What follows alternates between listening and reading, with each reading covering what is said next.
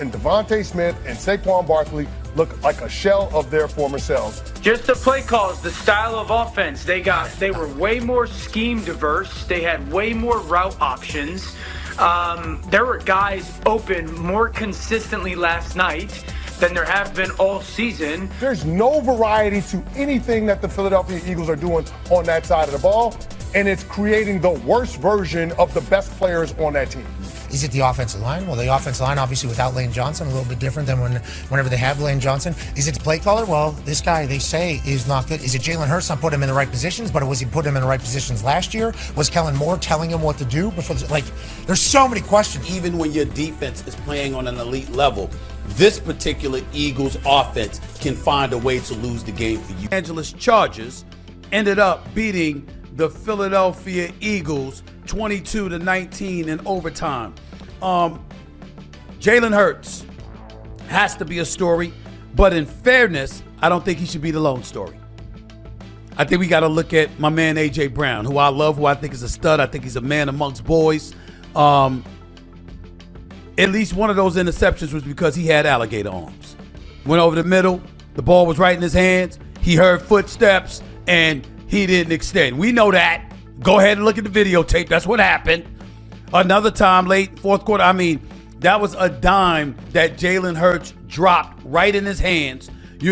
Deep pass down the left sideline, left corner of the end zone, right in his hands. I know his arm got pulled away, got tugged away at the last minute, but the bottom line is that, hey, say what you will. But in the end, what it comes down to is that he didn't catch the pass. Now, when you look at somebody like him telling you what he tells you, all the problems that's going on with the Philadelphia Eagles, when you make the noise, you understand? It ain't just about talking, it's about walking too. When you make that noise, you got to handle your business. And that's not what happened with A.J. Brown last night. You can slice it any way you want to. Still had 6 receptions for 100 yards.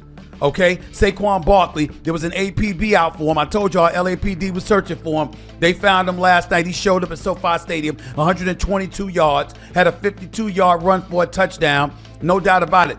But if you're the Philadelphia Eagles, you had a 100-yard rusher, you had a 100-yard receiver, and you still lost the game, which brings us to Jalen Hurts. Ultimately, 5 turnovers. 3 were on him.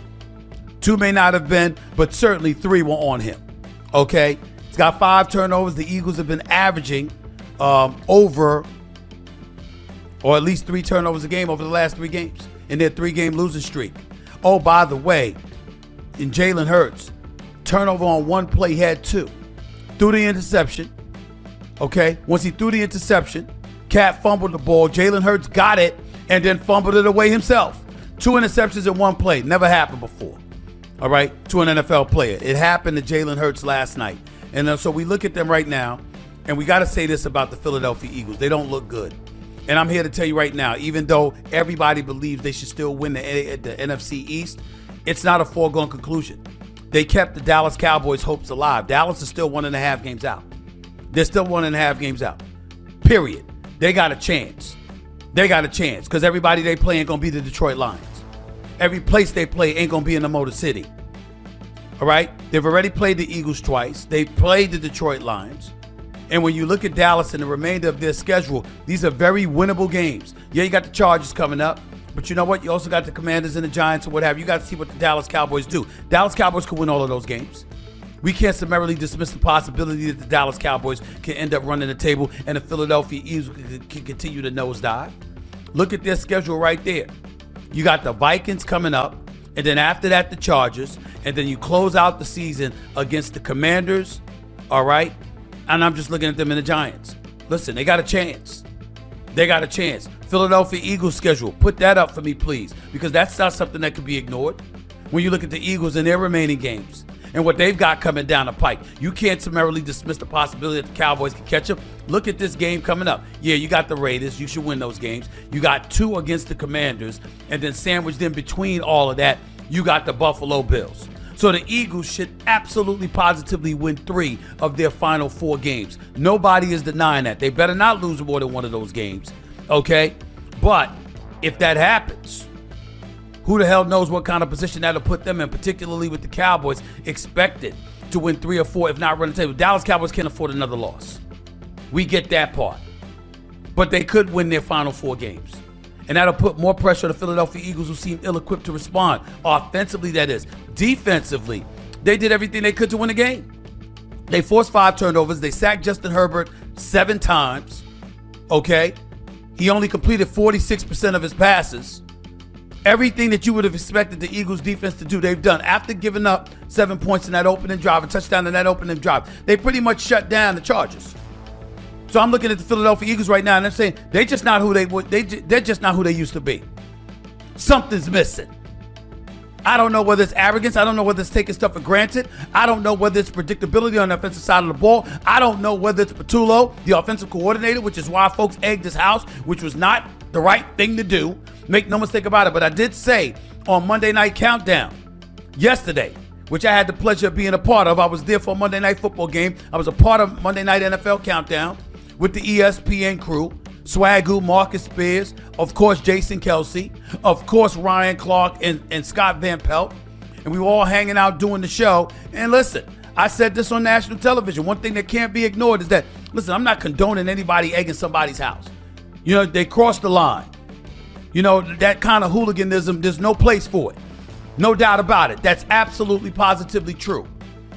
And Nick Sirianni was absolutely right to call out folks in Philadelphia saying we need to do better. We need to be better. Absolutely, positively correct. The problem is in Philadelphia, you know what they saying to the Eagles? You're absolutely right, Coach Nick Sirianni. Y'all need to be better.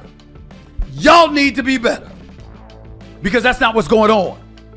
And because that's not what's going on, you're looking at the Philadelphia Eagles and you're scared because you're the reigning defending Super Bowl champions. There's a standard that you established, and now everybody's looking at you and they're saying, yo, the standard's not being met.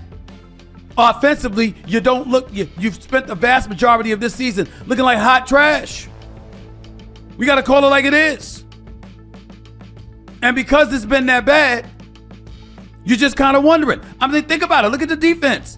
7 sacks, you forced 3 turnovers, you held Justin Herbert to 139 yards passing, and you still lost? How are you supposed to feel if you're a Philadelphia Eagle fan right now? I'm not advocating egging somebody's house. I'm certainly not advocating anything lawless or engaging in hooliganism. I'm not trying to do that, but I do feel their frustration. You're the reigning defending Super Bowl champions, and you're like, what the hell is going on? We can't seem to get anything right. Even when we got a 1,000-yard receiver, even when we got, 100-yard receiver last night, and a 100-yard running back last night, and that APB that was out for Saquon Barkley, you found him. Even when all of those things are going on, still we find a way to lose a game where our defense plays at that kind of elite level. 5 turnovers by the Philadelphia Eagles turned into a grand total of 6